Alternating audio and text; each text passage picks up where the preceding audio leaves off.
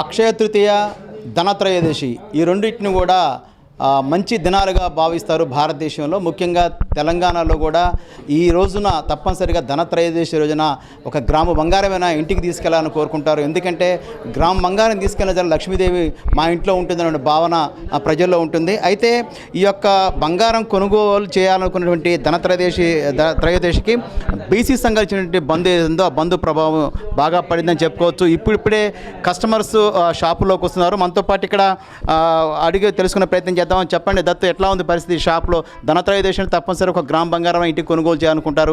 ఈసారి వ్యాపారం ఎలా ఉంది sir? Comparing to last year అయితే లాస్ట్ ఇయర్కి ఇప్పటికి కంపేర్ చేసుకుంటే మాత్రం సేల్ అనేది అంత ఎక్కువగా అయితే లేదండి. ఇంకోటి ఏంటంటే ఈ బీసీ సంక్షేమ సంఘంది మనకు స్ట్రైక్ ఏదైతే ఉందో దానివల్ల కూడా బిజినెస్ బాగా దెబ్బతిన్నది ఈసారి అయితే. ఇంకోటి ఏంటంటే మనకి ధనత్రయోదశి అనేది చాలా పెద్ద పండగలా ఫీల్ అవుతారు మన తెలుగు ప్రజలు ఇక్కడ. సో దాని గురించి అంటే ఒక గ్రామ బంగారమైనా కొనాలనుకుంటారు కంపల్సరీ అట్లా. ఇంకోటి ఏంటంటే బంద్ ప్రభావం ఏంటంటే కస్టమర్లు అందరూ ఈరోజు షాప్ క్లోజ్ ఉందనేసి కస్టమర్ కూడా రావడం మానేస్తారు. ఇంకోటి ఇప్పుడిప్పుడే కొంతమంది మనకు కాల్ చేసుకొని తెలుసుకొని వస్తున్నారు, ఇప్పుడు స్టార్ట్ అయ్యారు. అంటే ముఖ్యంగా మనం ఉమ్మడి మెదక్ జిల్లాలో సంగారెడ్డి జిల్లాలో పరిశ్రమలు ఎక్కువగా ఉంటాయి. ఆసియాలోని అతిపెద్ద పరిశ్రమ ఉంటాయి. ఈ పరిశ్రమలో 29 రాష్ట్రాల నుంచి ఉంటారు, ప్రజలు ఉంటారు. ముఖ్యంగా నార్త్ ఇండియన్స్ ఎక్కువగా ఉంటారు. ధనత్రయోదశి అక్షయ తృతీయ అంటే కూడా బాగా బంగారం కొనుగోలు చేసే పరిస్థితి ఉంటుంది. గత ఏడాది కూడా బిజినెస్లు బాగా ఉన్నాయని చెప్తున్నారు. మనతో పాటు కొంతమంది కస్టమర్స్ కూడా ఉన్నారు. వారిని అడిగి మరిన్ని విషయాలు తెలుసుకునే ప్రయత్నం చేద్దాం. చెప్పండి మేడం, ఎట్లా ఉన్నారు?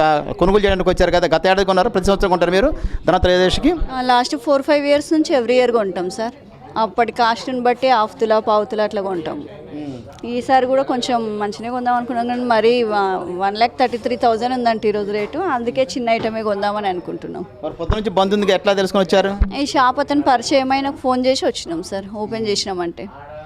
ఇదే పరిస్థితి. మొత్తం మీద చూసుకున్నప్పుడు గత ఏడాదితో పోల్చుకుంటే ఏడాది బిజినెస్ కూడా చాలా తగ్గింది. బంగారం ధర కూడా పెరిగింది. ముఖ్యంగా ఈ సంవత్సరం కూడా వ్యాపారాన్ని ఎక్కువ ఊహించుకున్నాం. ఎందుకంటే నార్త్ ఇండియన్స్, ఉత్తర భారతీయులు ఎక్కువగా ఉన్నటువంటి పటాన్ చెరువు, పాషమేర నుంచి కూడా బిజినెస్ వచ్చేది. కానీ ఈసారి మాకు ఎక్కువ బిజినెస్ రాకుండా పోయింది. బంధు ప్రభావంతో పాటు ఏదైతే బంగారం యొక్క ధర కూడా పెరిగిపోవడంతో వ్యాపారం పూర్తిగా డల్గా కనిపిస్తుందని కూడా వ్యాపారులు చెప్పే పరిస్థితి మనకు కనిపిస్తూ ఉంది.